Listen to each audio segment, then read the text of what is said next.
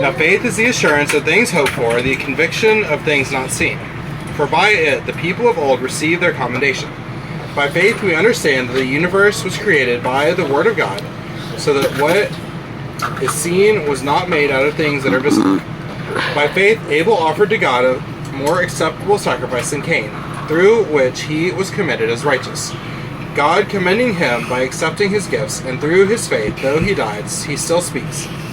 By faith Enoch was taken up so that he should not see death, and he was not found because God had taken him. Now before he was taken, he was commended as having pleased God. And without faith it is impossible to please him, for whoever would draw near to God must believe that he exists, and that he rewards those who seek him. By faith Noah, being warned by God concerning events as yet unseen, in reverent fear constructed an ark for the saving of his household. By this he condemned the world, and became an heir of the righteousness that comes by faith.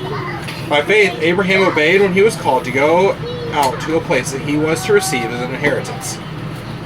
And he went out not knowing where he was going. By faith he went to live in the land of promise, as in a foreign land, living in tents with Isaac and Jacob, heirs with him of the same promise, for he was looking forward to the city that has foundations, whose designer and builder is God. By faith Sarah herself received power to conceive, even when she was past the age, since she considered him faithful who had promised. Therefore from one man, and him as good as dead, were born descendants as many as the stars of heaven, and as many as the innumerable grains of the sand by the seashore. These all died in faith, not having received the things promised, but having seen them and greeting them from afar, and having acknowledged that they were strangers and exiles on the earth. For people who speak thus make it clear that they are seeking a homeland. If they had been thinking of that land from which they had gone out, they would have had opportunity to return. But as it is, they desire a better country, that is, a heavenly one. Therefore, God is not ashamed to be called their God, for he has prepared for them a city. By faith, Abraham, when he was tested, offered up Isaac, and he who has received the promises was in the act of offering up his only son, of whom it was said, through Isaac shall your offspring be named. He considered that God was able even to raise him from the dead, from which, figuratively speaking, he did receive him back. By faith, Isaac invoked future blessings on Jacob and Esau. By faith, Jacob, when dying, blessed each of the sons of Joseph, bowing in worship over the head of his staff. By faith, Joseph, at the end of his life, made mention of the exodus of the Israelites and gave directions concerning his bones. By faith, Moses, when he was born, was hidden for 3 months by his parents, because they saw that the child was beautiful, and they were not afraid of the king's edict. By faith, Moses, when he was grown up, refused to be called the son of Pharaoh's daughter, choosing rather to be mistreated with the people of God than to enjoy the fleeting pleasures of sin.